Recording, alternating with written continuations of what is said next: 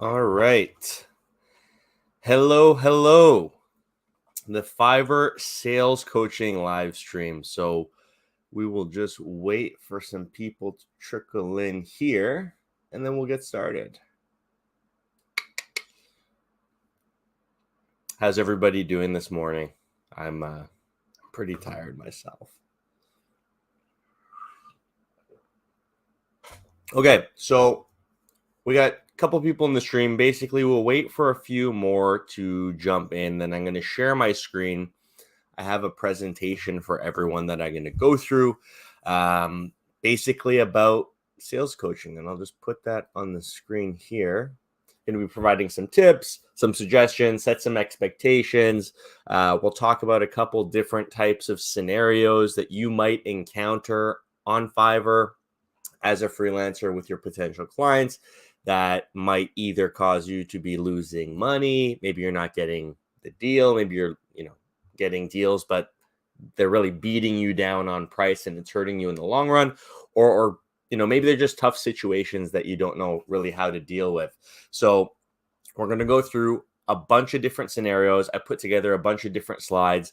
If you've just joined the stream, I highly recommend if you have like a notepad just to remind yourself of key points that you think would be helpful. The recording of this stream will be live on my channel afterwards, so you can always watch the recording and go to the sections that you found especially helpful. All right, so we're going to get into it in just a second, but we got a couple people in the chat. Quick says hi. Hello, thanks for joining. We got Honda Lover 3000. Good morning. Thank you so much for joining. I hope you enjoyed the stream. And Inner Peace says, hey, Mike, I'm eagerly waiting for this. I have some questions and I hope you answer them. Yeah, we'll get around to questions as well. Once I start the presentation, I'll be going through different slides about different things. I'm sure you guys are going to have a bunch of questions about a bunch of different stuff. Patiently. Pumzil says, patiently waiting since Friday. Well, I'm so happy you're here. And then Zakaria says, save it, please. I definitely will. Mraz from Servia, what's up? Okay, so people are starting to trickle in. I'm going to start going through the presentation. If you have any questions, let me know in the chat. Okay, so Fiverr sales coaching. I'm going to set expectations with you guys before I go into these slides. So obviously, I'm live and a lot of you are in the chat. So I'm going to do my best to answer questions you have on the things I'm going to be talking about as you kind of put the questions you have in the chat. I'm going to do my best to do that. But as for the content in this presentation, there's a number of slides I'm going to be talking through that cover a couple different things. Either tips that you can directly apply to different aspects of how you're running your Fiverr business that'll help you get more sales, expectations and mindsets you can apply to yourself that'll help you grow faster on Fiverr, and things like that, common situations you might run into. Okay, so I've broken them down into concepts, and I always really try to start with this, especially if I'm doing one-on-one coaching with anyone. And the concept is that Fiverr, like Fiverr itself, Fiverr the platform, does not owe sellers anything, doesn't owe us anything. So the reason I do this first is it sets the stage for the rest of the presentation, because the tips I'm giving in this presentation are tips that you can leverage so that you can have a bigger impact on how much money you're making. Because Fiverr, that's not Fiverr's job, that's our job. So Fiverr is simply a platform that facilitates the trading of services for money online. And it's a platform that does that really well. That's what Fiverr's job is. Fiverr's job is to be a place where if someone wants to buy something and you want to sell something, you guys can do that with, limited number of barriers when it comes to technology, internet, and all that. So when you come into your Fiverr journey, understanding that, and that it's up to us individual sellers to make sure they're selling something that's actually in demand. So like that's how you should come into this. A lot of people, maybe some people on this stream, I don't know, but a lot of people I talk to have the expectation that when you sign up for Fiverr, you're going to make money because Fiverr is going to help you make money. That's the wrong mindset. Fiverr is a tool that will definitely give you a better chance of making money in certain circumstances. It's a tool that will facilitate that making of money in a lot of ways. It's an amazing tool. But you have to look at Fiverr as just a tool. We are freelancers running our own businesses, right? You see the coffee shop down the street? It's no one's job to give that coffee shop money. It's the coffee shop's job to make amazing coffee, do marketing, and attract clients. It's a business. We are businesses too. Fiverr is simply one of our tools. So, and the last point before we go on to the next slide, even if you are selling something in demand, it's still up to you to try to sell it. Fiverr does what it can with the algorithm, but it's still our business. So what that means is, like the coffee shop example or any business you can think of, just because we offer something for sale, that doesn't imply that it's going to sell, even if it's something people really, really want, because people naturally don't know you're selling it. They might not see it or come across it or be suggested it. So although Fiverr has an algorithm that tries to suggest things to potential buyers, like I said before, since Fiverr is our business, it's our business selling on Fiverr, you should also try to get your gigs out there, sell them, promote them, tell people about them, do all the motions of trying to sell your gig, as well as leveraging the algorithm. So that's the first concept. Fiverr doesn't owe sellers anything. And for those of you joining, welcome, welcome. Before I go to the next slide, any questions? Because we're going to get into these and there's going to be a lot of stuff really quickly. So let me hit the chat and see what people are saying. Mohammed says, hello from Pakistan. What's up? What's up? Gus says, thanks for doing this. My pleasure. Bexeter, you're welcome. Alahi says, hey, hello, hello. We got Joseph from Nairobi. Hamza, you're welcome. Sheikh, hello, hello. Okay, I think this is a question from Ritesh.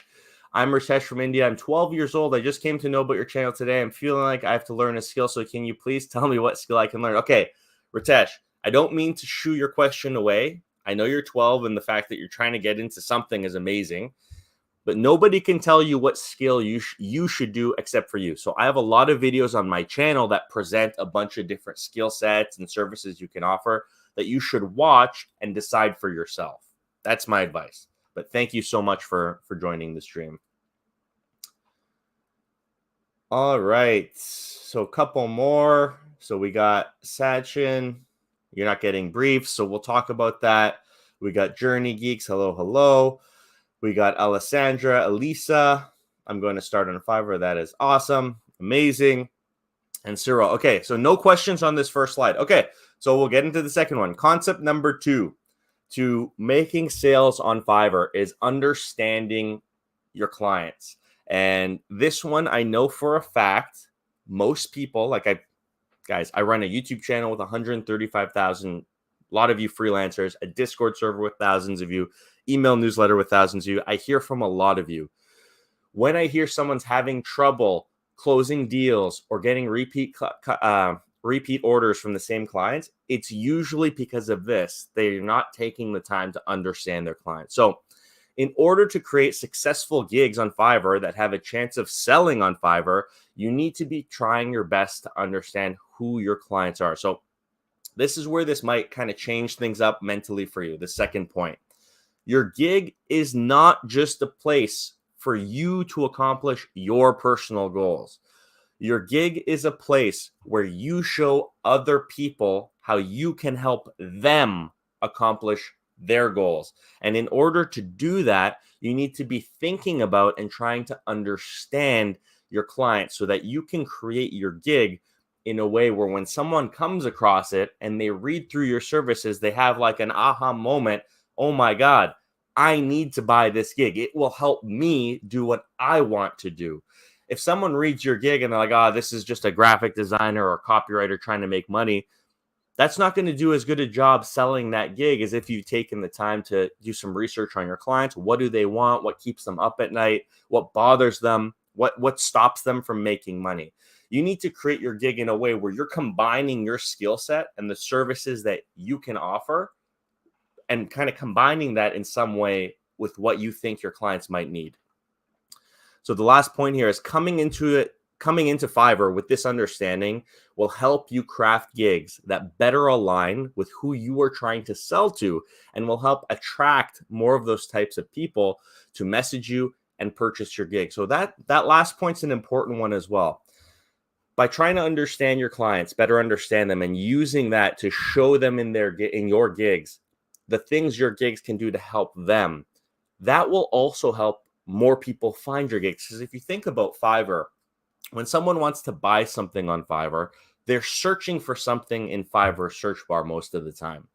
A lot of the times, the language that people use to search for are based on language you would use in the first person, like, I need help building this, or help building a website, or whatever it is. So if you're taking the time to understand your clients and build your gigs in a way where it shows you understand the things they need, and you're including those types of phrases and things in your gig description, that'll help connect your gig better with the algorithm as well. So when someone's searching for a service, they'll come across your gig. So that's concept number 2.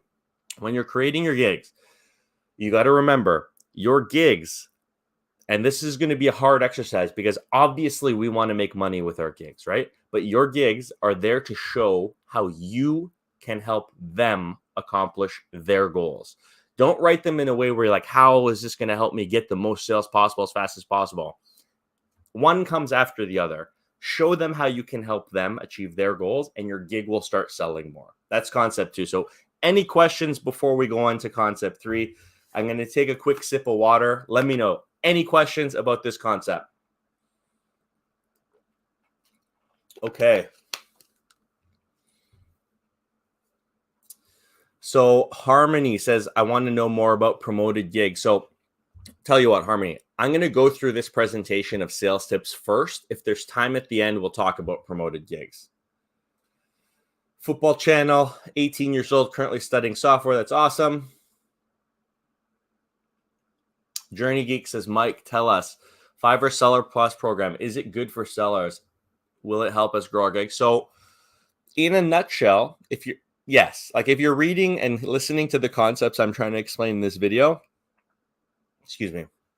Fiverr Seller Plus, I believe, unless it's changed, gives you access to a member of the customer success team at Fiverr, which can help you build your gigs and target keywords and build your offerings in a way that do some of the things we're talking about in this presentation. So if you're someone who feels a little lost and you need help and you want, to talk to someone from Fiverr to see how they can help you, sure, can definitely help.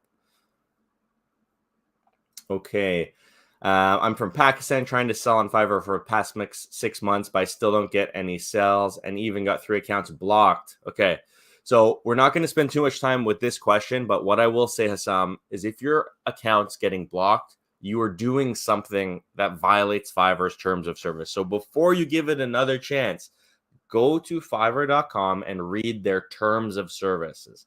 Read and get familiar with all the rules and make sure whatever you've done or did, you can identify what might have not aligned so that you don't do that again moving forward, because you're never going to get sales if you keep getting your account blocked. All right, Inner Peace. I was doing good, but a week ago, all gigs invisible and impression 0. What to do from 1,500 to direct 0 on every gig? I honestly don't know why that happened. Maybe you got a bad rating. Maybe did you deliver something late? I don't know. I need more information. Okay, so no questions on concept 2. Okay, concept number 3 is called discovery process. Okay, discovery process.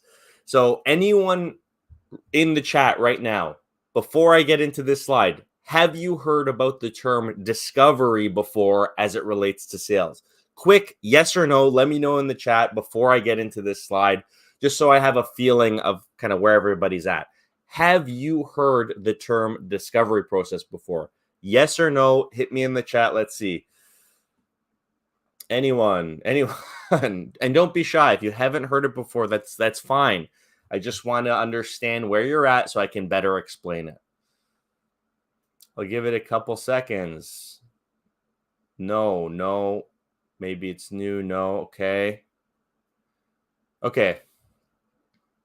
Majority of, okay. Joseph has heard of it. Okay, cool. Okay. So largely no, some yeses. Okay. So basically, discovery process.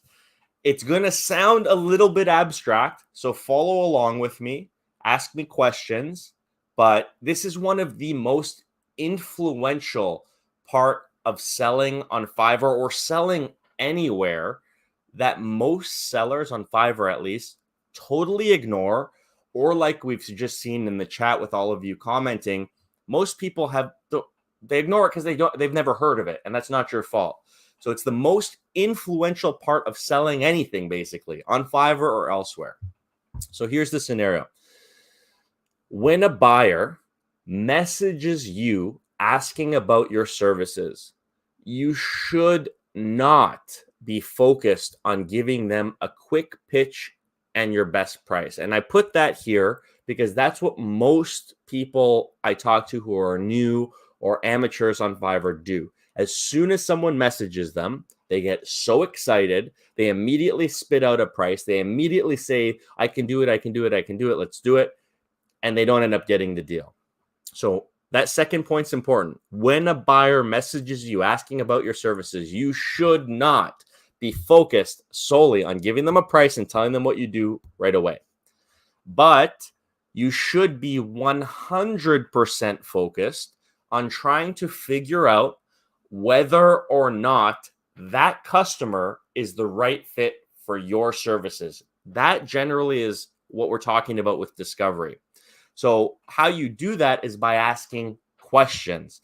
So someone messages you, I need this, this, and this. Okay, no problem. You think you can do it, but clarify. Your conversation with them should start with like 90% of that conversation being you asking questions about their business, their role at the company, what their business needs, why they're going out to hire you, how this project will affect their business. You need to ask as many questions as you can to really figure out who they are, what their business does, and why they're even trying to hire you.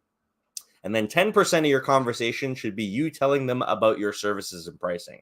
Now, I know some of you might be looking at this literally 90 10, 90 10. It's just a ballpark. I'm just putting it out there to illustrate the fact that when someone messages you, most of what you're saying should be questions. Okay, you need help with this?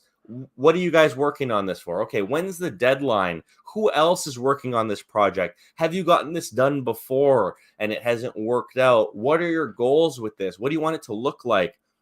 Those should be the first things you do every time someone messages you. And that is called discovery. You're discovering more about the customer and the company that's trying to hire you. And the reason this is so important and the reason this will help you make more sales than just, oh, I can do it for $5, I can do it for cheaper than the next person, is because as you go through the process of discovery, as you ask them questions, as you learn about their business, you're collecting information that not only tells you whether or not they're a good fit and you can actually do this, but it's giving you ammunition so that if they hit you with an objection, you can use something you've learned about them to be like, hey, you're saying, maybe we're not the best fit, but you told me this, this, and this, and I can help you do this, this, and this by doing this, that, and that, right? So by going through discovery, it gives you the information you need to actually rebuttal in a negotiation, illustrate how you can help more effectively by connecting your services to things that they've told you matter a lot to them. So discovery is very important because it's one of those things that if you go through the time to do proper discovery, ask questions, learn about the business, when it comes time to give them a price, there's going to be a much higher likelihood that they're going to accept your price and hire you versus, we need a cheaper price or, we'll do this next year type of stuff. So that is discovery. I hope I explained it well. Ask me your questions, guys. You just learned about discovery. Any questions about it? Anything confusing about it? Any scenarios you can think of related to discovery that aren't clear for you? Let me know now because we're going to go to the next slide in just a minute.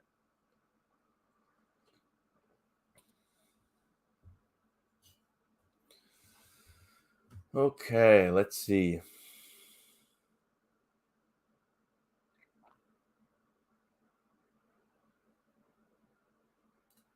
Okay, interesting. So for us, says I have a similar problem. So after the first message, mostly where a client asks for budget, and if I provide a quote or even if I ask more details, they stop replying.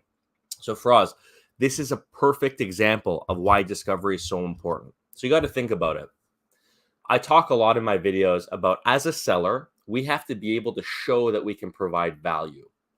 If someone messages you for the first time and they just say, "What's your best price?" and you give them your best price, you have taken no time as a seller to show them your value, right?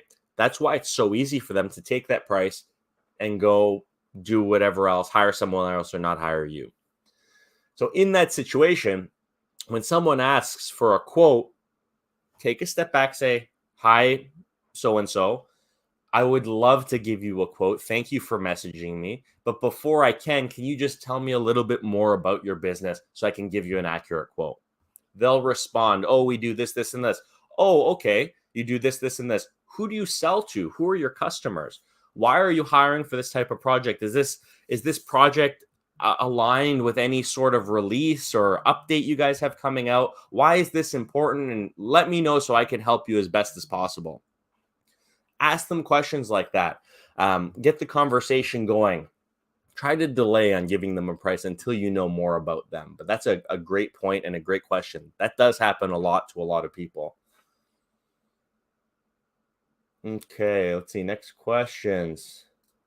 So some buyers hate the lengthy asking of questions, but I'm never hasty. So that's another good point. So, guys, if someone messages you and says, "Give me your best price," right? What's your best price? On what? Like, how are you supposed to give them your best price? What is it the best price on? Um, if they hate you asking questions, say, "Listen, I want to be able to give you the best work possible and the best price possible. But I can't do that if I don't know what I should be quoting you on. So can you just humor me and answer some of my questions?" And if someone says no, they're not going to buy from you anyways. They're wasting your time.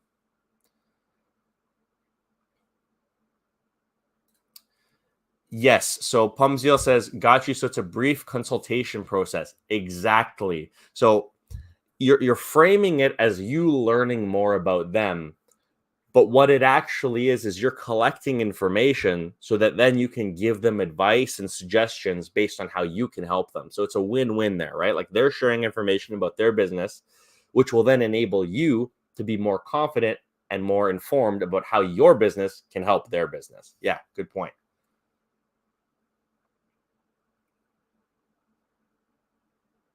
Okay. So Bexeter says, "How can this be done elegantly? And can I create a website with individual gig listings?" Oh, you're talking about promoting your gigs on social media? So we won't go too much into this, but what I will say is always, always, always, always, always, always read the terms of service. But what I know you can do, because I know it's against Fiverr's rules to promote your gigs and ads directly, but you can create your own website where you link to your Fiverr gigs and then you can promote that website in AdSense. In Nairobi, discovery is Kuyuana. Cool.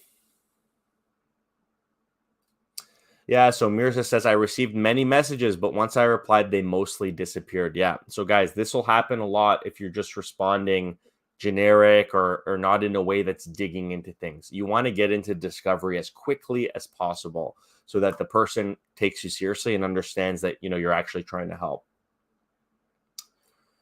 We'll take a couple more and then we'll go to concept number 4, the next slide. So Hassam says, "Does Fiverr help you get orders as a new seller with no orders?" So yes and no. One part of that is obviously Fiverr wants to make sure that buyers are hiring people who are actually good and experienced. So there is an element to, prorated sellers, top rated sellers, and there's all these different categories of sellers that help buyers determine who the best fit for a project should be. However, all sellers get to leverage Fiverr's search algorithm, which means when someone searches for a service on Fiverr, even if you're new, you have a chance of appearing in search. So that's how Fiverr would help new sellers. And you can also buy their that.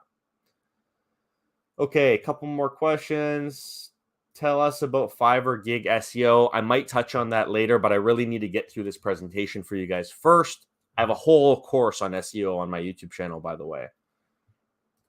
So Pumzel says, would you recommend asking them questions apart from the ones listed beforehand, even if they've just booked a gig? So I'm assuming what you mean is someone's ordered a gig without talking to you and you didn't have a chance to do discovery. So depends. If they filled out your requirements questions and you have all the information you needed and you feel confident, go on and do the order. However, if you don't, it's totally fine to say, hey, thank you so much for placing your order. You left out some key information that I really need to do the best possible job for you. Can you just help me by answering a couple questions? I don't know any buyer after already committing to hiring you that would be upset by that. They would be appreciative that you're asking them to clarify. Oh, best question so far. Football Channel says, how do you make the clients respect your service value and not try to bargain you? And again, this is a huge topic, but believe it or not, going through a discovery process helps you get to a point where you're showing more value organically through that conversation. So if you want to be able to give someone a price and have them not just, oh, what's your best price? What discount can I get? Taking the time to do discovery will actually help you prevent that from happening as often, or at least give you more information about your clients so that when they do try to negotiate with you, you have information to say, hey, whoa, I'm trying to offer an amazing service that helps you do all these things you just told me you need help with. You know, I need to get paid to do high quality work. Are you saying that this isn't as important as you said it was, or something like that? Like, you can use the information against them to be like, whoa. You said this was so important. I understand that. This is my price to get it done. So discovery really helps you with that. Okay. So we got more questions, but I will get to them, but we got to get on to the next slide. So this slide was discovery process. Super important part of selling on Fiverr. Write a little sticky note on your computer monitor. Make sure to do discovery. It will help. Okay. Concept number 4 is actually a scenario that a lot of you might run into with a lot of buyers. So you get a person messaging you and they say, I will have many projects for you after this one. So usually this happens when someone is asking for a discount. They're dangling a carrot in front of you saying, oh, what's your best price? You know, we really love you. We just met you. And, you know, if you do a good job on this project, we'll have many more projects for you in the future. Blah, blah, blah, blah, blah. 9 times out of 10, this is total BS. And this person is just trying to get a discount from you. But you still want to get that project, right? Especially if they're a customer that has a project that suits you and fits what you do. You don't want to just tell them to go kick rocks because they're trying to get a deal. So here's how you should respond. There's a couple different ways, but usually I build my responses in a way where I'm accepting that they say they want to give me future work. And I'm being straightforward saying, you know, happy to give a discount to people who give me a lot of work down the road. There's a couple ways we can do that. Either you pay for all of the work that you expect to and need me to do over the next couple of months up front, and I'll give you a discount on it. Or the discount will accumulate as you become a more tenured customer with me. So what that does is you're telling them, yeah, sure, I'll give you a discount if you order 10 times from me, but I'm not going to give you that discount the first time. You have to actually do the ordering for me to start applying a discount to you. So here's 2 sample scripts I put together. That's great. I'd be happy to work with you on those future projects. I do actually offer a discount on high volume repeat clients. However, my discount rate accumulates as my clients hire me consistently over time. So that since this is our first order together, my advertised pricing will apply here. So if you like how that sounds, copy that text. You can use it for yourself. The next option is you say, I do offer discounts on bulk orders made at the same time. So if you have an idea of all the work you'll need done over the next little while, let me know and I'll send you a quote and you can order it and we'll get started on all of it right now. So both of these options are things you can say when a customer says, hey, give me a discount, I'll have many more projects for you. And if they're serious and if they do actually really like your work and think you're a great freelancer, they might take you up on some of these and you might be able to score a really, really big order up front where you're paid for up front and you can schedule the work out for the next couple of months. You're laughing. That's an ideal situation as a freelancer. Okay, any questions about this? Any questions? Let me know in the chat and then we'll move on to the next one.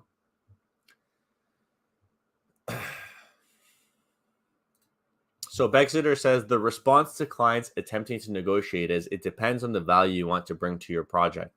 As my time is both linear and finite. Fair. So that's actually, Bexeter brings kind of a fair negotiating tactic as well. We only have so much time and I can only give you so much of my time. So there's only so much of a discount I can give you. That's a fair way of going about it too.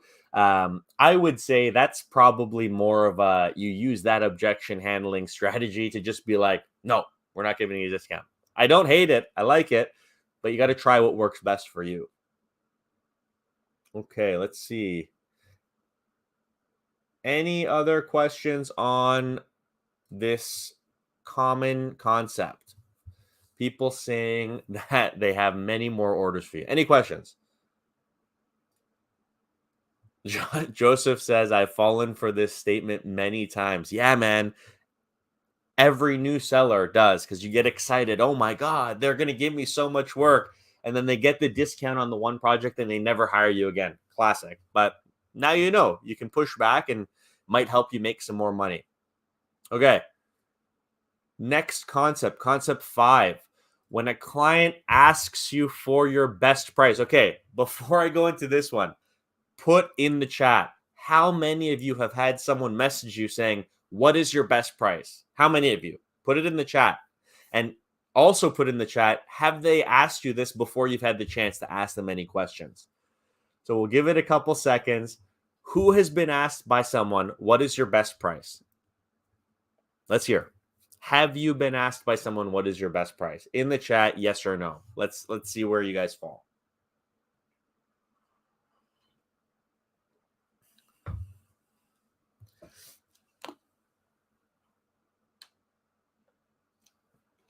All right, it usually takes a second to load, but before we go on with this slide, just let me know. Yes, many of my new clients do this. Yeah, so Faraz says, yes, many of his new clients ask you for your best price. Anyone else? Just before I get into it, it's going to be interesting to see.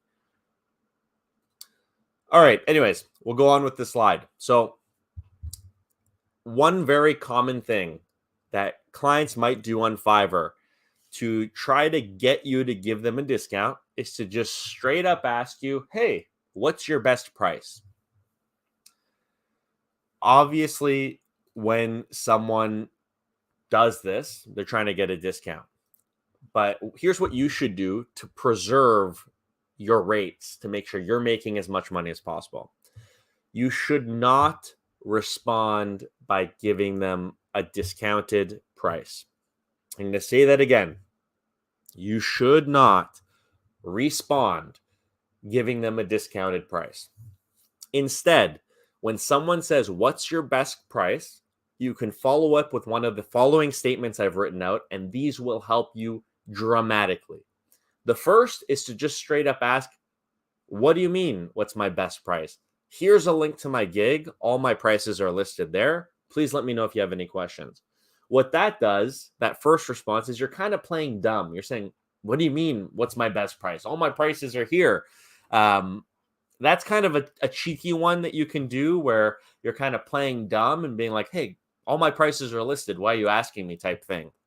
That has worked really well for me, though. And in some cases, it kills the negotiation right there, and they just order at my list price. The next thing you could do is one I really like, and this second one actually helps you start getting into a discovery process, is you ask them, my best price on what exactly? And then you say, Do you mind telling me a bit more about your project? That way I can give you an accurate quote. So they ask you, what's your best price? You say, what do you want a price on? And then you start asking them questions about their business, saying that you need to do that so you can give them the best price. That response will, if you think it's a legit customer, that'll help you start up a discovery process. It'll help you build a bigger deal by learning more about their needs and their business. And it might help you win the deal at the highest price possible once you're able to show them that value. All right. And the last one is one where it's also a little cheeky.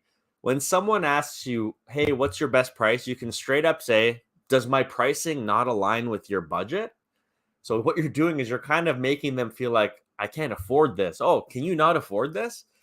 And then you say, if not, maybe we can go over your project requirements and maybe we'll strip away some of the services you need to bring your project closer to my pricing.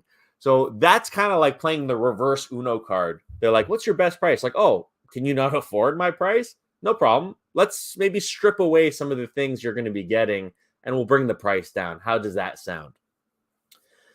These I find are the best ways to do this on Fiverr.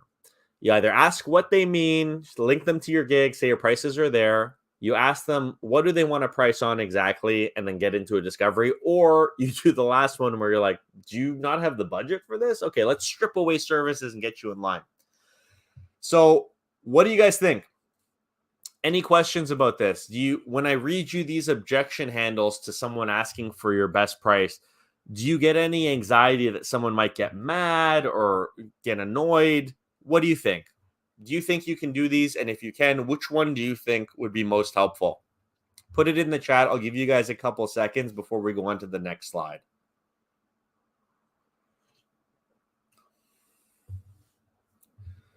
So Honda Lover says, like those answers, Mike, what some buyers try to do is cheat you. But I have a caveat in my requirement section that tells them they'll be charged if what they upload is more than the quote. That's good. So that's another thing, right? Really good. So yeah, I hate to say it, but sometimes you will get people who try to get free work out of you. It's really good that you have a little caveat there. I usually put it in my FAQ section. So if they ask for something that we didn't originally agree to, they have to pay. And that's another good point. You should always, in your gig and your discovery, cover everything so that there's a record of it there. So if someone does try to cheat you, you can go to Fiverr and, do what's right. So Sam says these kind of sometimes make him anxious that he'd lose the order, but I'd rather have integrity as a seller. So yeah, so that's fair, but you got to think of it like this. This is part of sales, right? Being confident enough to ask these questions, to push back. Sales is not a one-way thing, customer talking to salesperson. Really good salespeople understand that sales is a two-way communication street, right? So when people are asking you things like, what's your best price? That's fine. That's them doing their job. You doing your job is to learn as much as possible about them so that you can give them the best price you can, but a price that also aligns with your services and what you need to get paid. So don't feel like it's a lack of integrity or anything like that. This is like a way to be a solid salesperson. Okay, so Hassan says, about concept 5, pricing. Should I do this to a new or first customer on my gig, or should I do this after getting some orders on my gig to keep Fiverr happy? So it doesn't really matter who you do this to. Like, obviously, if you've already been working with a company and you've gotten orders from them and they're asking you for a discount down the road, that's a different thing. But this applies especially to new customers because it's you building value by rebuttaling to what they're telling you and not just giving them the best price. Your goal is to collect more information so that you can give them an accurate quote for accurate services. So it'll actually help you sell deals if you do it right. And again, I'll be totally honest with you guys. It's the first couple times you try these things, it might not be natural. You might screw it up. You might not be as smooth as you think you are, but you just need to get into the habit of being able to ask follow-up questions with the goal of collecting more information. And then ultimately you can use that information to say, hey, you asked for this, this, and this. Here's how I can do that in the best way possible. A good question. So Mraz says, does lowering the price of your gigs actually attract more buyers? That is something I've seen in the forum. So yes and no. I recommend it as a new seller. You set a low price for your first couple gigs just to do whatever you can to get that first order, first rating. However, what I have found in my own Fiverr journey is as I raised my prices, I actually started getting more orders at a point. And I think that has something to do with buyers seeing a higher price and assuming it's a higher value service. So it depends, right? And it depends what you're selling. So Pumzel says, playing dumb seems like the best option. Hey, I play dumb so much when I'm selling stuff, and it does actually kind of help, because if someone's kind of being passive aggressive about asking you for a discount and you just play dumb, it kind of gets them feeling awkward, not you. So yeah. Okay. Let's see. Any more questions? So Marvel Studio says, need free course. Please send. Check my YouTube channel, dude. So many playlists with videos that you can watch for free. Okay. Next concept.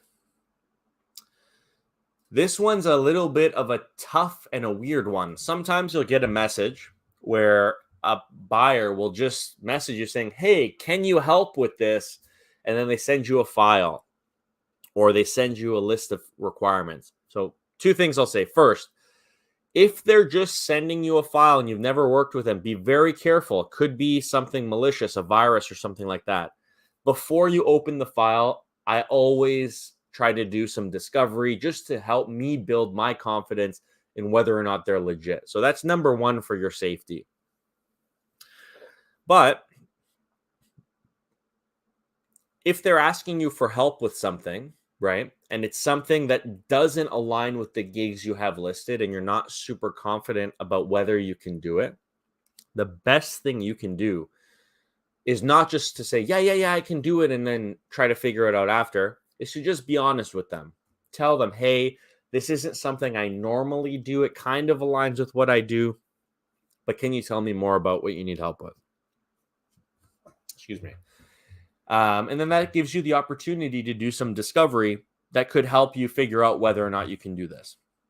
So the worst thing you can do is lying and pretending that you can do something, hoping to outsource the work to another freelancer, because this will definitely increase your chances of getting burned and losing any repeat business from that client if you deliver low quality work. So this is a serious thing, right? So a lot of people, especially Fiverr sellers, have this idea, oh, I'm going to be a drop servicer where I sell the service that I can't do and then I get someone else to do it. This is a pretty, I don't want to say dumb, but it's a bad business model, because if you don't understand how to do the service, you're not going to be able to do proper discovery. You're not going to be able to build proper requirements or set proper expectations. And especially if a revision happens, you're now the middleman, and it's not going to be the best. So instead, if you're honest with them, you say, hey, this isn't something I really do, but let's try to see if I can do it. If you just be honest with them, it'll help you build trust, and it'll potentially help you sell the deal better if you do go through discovery and realize it's something you might be able to do, than if you're just dancing around the topic and lying and being uncomfortable. Yeah, so that's that one. Let's see. Any questions before I go on to the next one, guys? Let's take a look. So Marvel Studio, how to get order 100% real method. Dude, if it's not clear by this video and the others on my channel, it's by offering a service that you're great at, you can provide value at, and then doing discovery so that you can connect that service with what your clients need. If that is all alien language that I just said to you, go watch some of my videos. You have some learning to do, but you can definitely learn. Okay. How to rank my gig on first page. So I don't know if I would say there's any tools, but I have a course, a Fiverr SEO course for beginners. Check it out. It'll help. SEO can take you part of the way there, but a big part of ranking on first page also is influenced by your ratings, how well you've done on past projects, how many projects you've done, your response rate, delivery rate, all that stuff. So Uchenna says, any tools to protect against files that may be sent by a client? So this is a tough one, right? So Fiverr does scan most files, I believe. You should check on that depending on where you are. And also, if the file's like a Google Drive file, Google also scans files. However, hackers are always trying to hack and they're always trying to do new stuff. I think it always makes sense before you open a file, especially if it's with someone brand new to you, ask them a bunch of questions about the project. If they can answer them and they seem like someone who's legit and actually trying to hire for something, you can feel confident in that. If they're not and they're just like, oh, just open the file, it's all there, I would be very skeptical. And I've turned down projects if they're not able to chat with me about them, for sure. Are there any specific aspects of a thumbnail to get more clicks on Fiverr? That's a tough question to answer. A good thumbnail is a good thumbnail. I think a good thumbnail can be so different from another good thumbnail. I do have a video. Oh, it hasn't come out yet. In a week. It's coming out in a week about building thumbnails. So subscribe to the channel, hit the bell, and you'll get notified when that one comes out. So Hassam says, important question. Can I sell 2 skills on the same Fiverr account, like designing and programming? Totally. You definitely can. My advice, though, is only sell those 2 skills if you are an expert at both of them. If you're great at one and just learning the other, don't bother with the one you're just learning until you get better. Good question, though. Okay, couple more questions and we'll go to the next slide. Mraz says, lately I've been getting a lot of spam messages on Fiverr, but I don't know that by blocking those messages, the response rates drops and now it's at 70. How can I get back to 100? Okay, here's a little trick I do with spam messages because I don't want my response rate to drop. If I know someone's a spammer and they're messaging me, I respond once. I just say, what? Or question mark, and then I block them. As long as you respond once and you know they're a spammer, you can then just block them and you're fine. Your response rate won't drop. Little hack I learned because I was in the same situation. Okay, last question before we go on to the next sales tip. So Mohammed says, I don't want to offend anyone, but many Asian fellows, when they want to do freelance work, they look for tools and tips and tricks for Fiverr instead of learning an in-demand skill.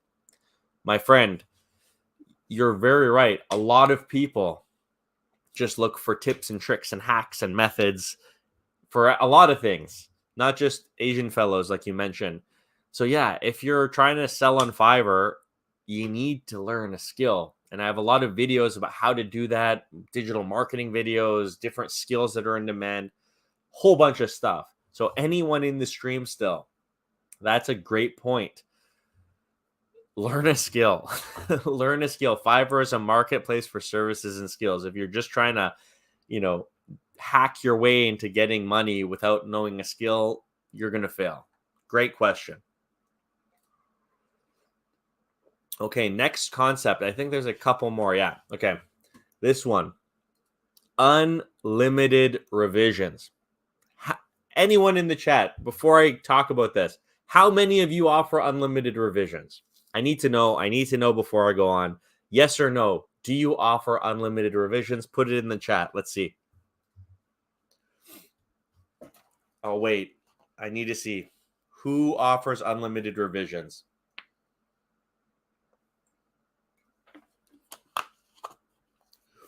I know at least some of you will. Yep. M. Hassam. Yep. There's one. Anyone else? Never. Fiverr never offers unlimited revisions. Nice. Who else? At times if necessary. Okay. Guys, don't be shy. There's no right or wrong answer. No, no, no. Wow, that makes me really happy. So, guys, if you've been watching this channel, you know that I absolutely hate unlimited revisions. I think it is one of the worst things you can offer on your gigs. Also, offering unlimited revisions up front removes one of your most powerful tools in a negotiation, a lever you can pull when someone's asking you for a discount. So think about this. We talked about what do you do if someone asks you for your best price, right? We already talked about that in this stream. And what we do, or what I've told you to do, is ask questions, get into discovery. That helps you build value, and it'll eventually help you sell the deal, right? But even if you do that, there's going to be a point where before they pay you, you have to agree on a price. So if you've done discovery, you've asked them questions, and then you're confident you can help them, and you give them your price, and they still ask you for a discount, instead of giving them a discount, you could say, hey, listen, I know you want a discount, but this is my rate. Instead of a discount, instead of offering you one revision, what if I offer you 3 or 4? That way we can go back and forth. Normally I charge for this. That's a great way to get a deal without offering a discount. But if you already offer unlimited revisions, you can't do that. Offering people more revisions is a great way to get a deal without giving a discount. So that's my 2 cents on that. So back to the slide. I hate unlimited revisions. I hope you learn to hate unlimited revisions. And instead of offering unlimited revisions, offer a capped number of revisions. And when you encounter clients that are asking you for a revision, offer to add additional revisions for free of charge instead of lowering your prices. That's just what I said. Also, and this is pretty big because a lot of people talk about perception on Fiverr, and certain people have asked me, oh, does the country I live in affect people's perception of me and this and that? I'm not talking about that right now, but what I can tell you for sure is offering unlimited revisions 100% affects people's perception of you. If I see someone who offers unlimited revisions and I'm trying to buy something, I won't go with that seller, or I'll be reluctant to, because my first thought is, if they need unlimited revisions to do this project, they're probably doing pretty terrible work. And I'm going to probably have to keep going back and forth, wasting my time. So guys, unlimited revisions. A lot of you said that you don't offer them. Some of them said you do. But yeah. So just going to the chat, I used to offer them, but it seems worthwhile to reduce it. Yes, I agree. No, but I've thought about it. I would probably stick to not offering unlimited revisions. A max of 2 revisions. That's fine. Cap your revisions. That's totally cool, especially if you offer a type of service that, you might have to go back and forth on.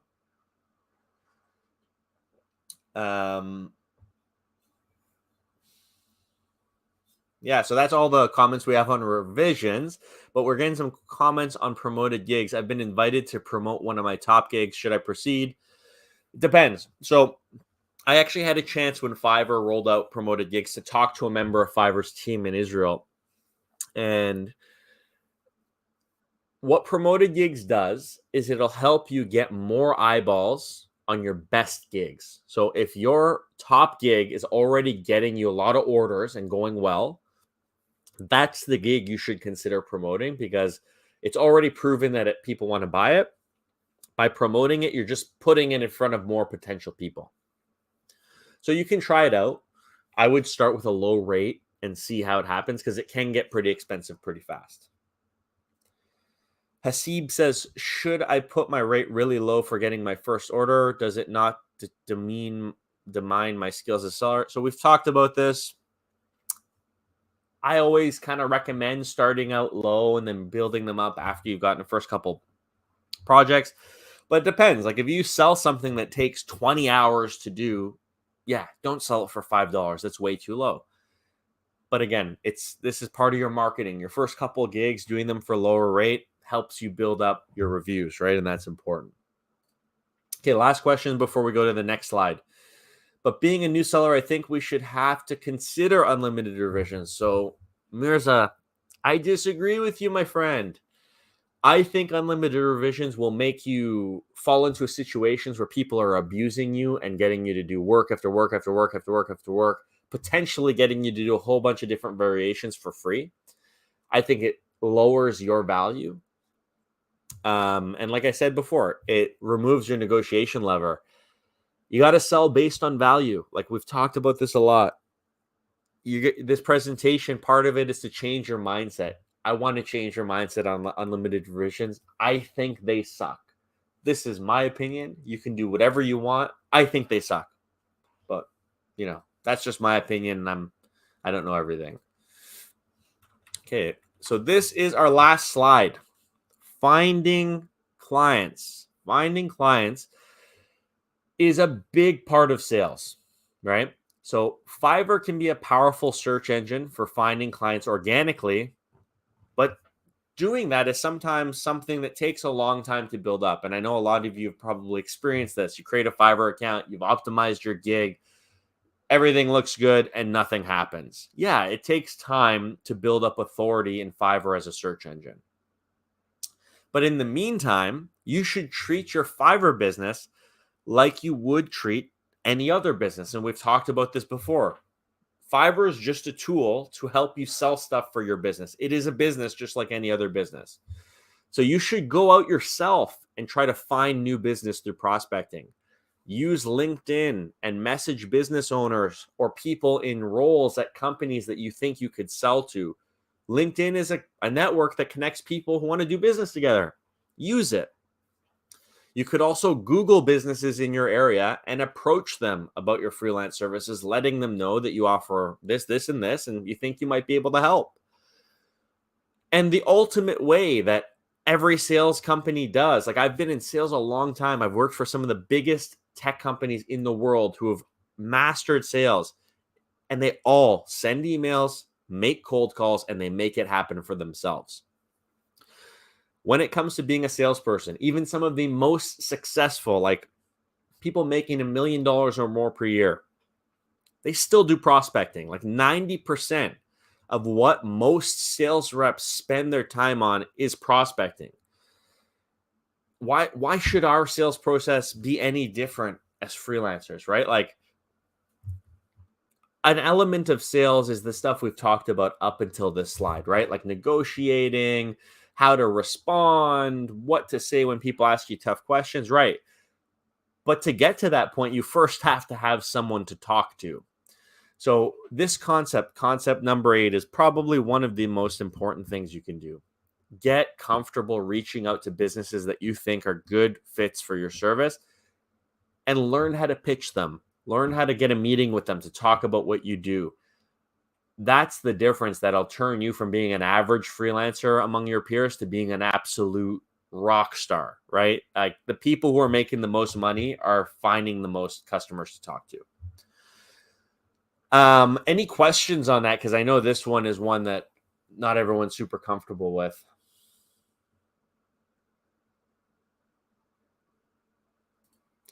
I think I buy your idea on unlimited revisions. Hand purple, blue. I don't see the emoji. My gig was in first page for some weeks, but now it's deranked. Please, how do I rank it back? So that's a question you can check out some of my other videos for. It's I don't have enough information to tell you.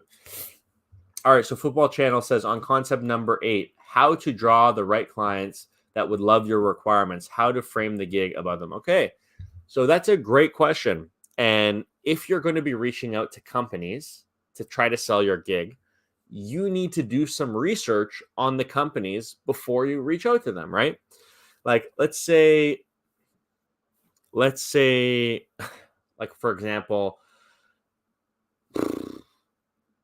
let's say I do voiceovers, right? I'm a voiceover freelancer on Fiverr. I would want to reach out to the types of companies that need voiceovers, companies that run a lot of commercials, software companies, food and beverage manufacturers who advertise on TV all the time. Those would probably be good fits. Who would be a bad fit? I don't know, maybe a long distance freight trucking company, or a farm that only makes chicken for chicken nuggets. Like, they would never need a voiceover, right? Like, you need to figure out, okay, who are my target clients, right? This is called kind of building a persona, right? Like, you need to do some time thinking about who would be the best fit to buy from me, and outline their traits. Okay, they're usually in this industry, they sell this type of stuff, this is how they sell it, here's how I can help. Make that little guide, and then go and find companies that align with what you think would be a good fit for your services. It's called prospecting. It's really important. It might take you some time, but they'll pay dividends, because nobody, like, I should also clarify this. When it comes to finding clients, do not be a spammer. You will get blocked, your email will get blocked, your phone number will get blocked. Take the time to find companies that are a good fit for what you do, because I know a lot of people will buy a list of 100,000 businesses and just email the hell out of that list. That is the worst way to do this. That is amateur, that is spam, that is garbage. Find a targeted list, build it yourself. Find companies that you know need your service, and then try your best to get a meeting with them to tell them about it. All right, guys, that is the last slide in today's presentation. Thank you guys for joining. Thanks for all the great questions. I love you guys. I have another stream coming up in a few weeks with another Fiverr seller. His name's Chris Farman. He's been on the channel before. Super awesome dude. We're going to be talking. It's called the Airing of Grievances Fiverr podcast, or Fiverr live stream, where we're going to be talking about crazy situations that have happened with buyers. We're going to share horror stories from people in the audience and just kind of rant about it and have a good time. So thank you guys for watching. Love you all. Happy selling. Rewatch this presentation if you need help with sales on Fiverr, and I hope it helps you make a lot of money. So cheers, guys.